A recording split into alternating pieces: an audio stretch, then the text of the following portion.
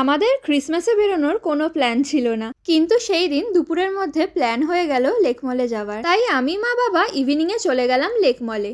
আর সেখানে গিয়ে ওই ক্রিসমাস ট্রিটার কাছে তো ফটো ভিডিও করার সেরকম সুযোগ হয়নি, তখন খুবই ভিড় ছিল। প্রথমেই জুডিওতে গেছিলাম, ওখানে কিছু কালেকশন দেখছিলাম উইন্টারে, কিন্তু কিছু পারচেস করিনি। ক্রিসমাসের ডেকোরেশনটা খুবই সুন্দর, কালারফুল দেখতে লাগছে, ভীষণ ভালো লাগছিল। তারপর আমরা গেলাম খাওয়া দাওয়া করতে।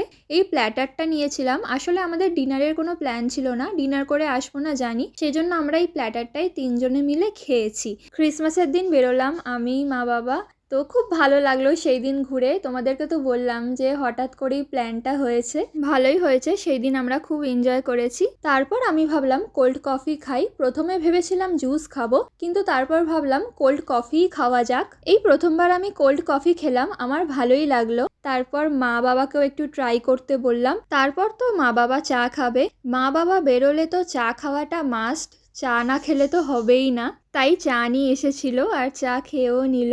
আমি কোল্ড কফিটা পুরো খেতে পারিনি ওখানে, সেই জন্য বাবাকে বললাম তুমি ধরো। তো এখানে আমি বাবাকে বললাম তুমি হেঁটে যাও, আমি ক্যাপচার করব। তারপর দেখি বাবা ক্যামেরার দিকে তাকাতে তাকাতে আসছে, আমি বলছি না তুমি সামনের দিকে তাকিয়ে হাঁটো। আর তারপর মা দেখি আসছেই না, আমি বাবাকে ক্যাপচার করছি বলে। বেরানোর সময় আবার ক্রিসমাস ট্রির কাছে কিছু ফটোস আর ভিডিওস ক্লিক করে নিলাম।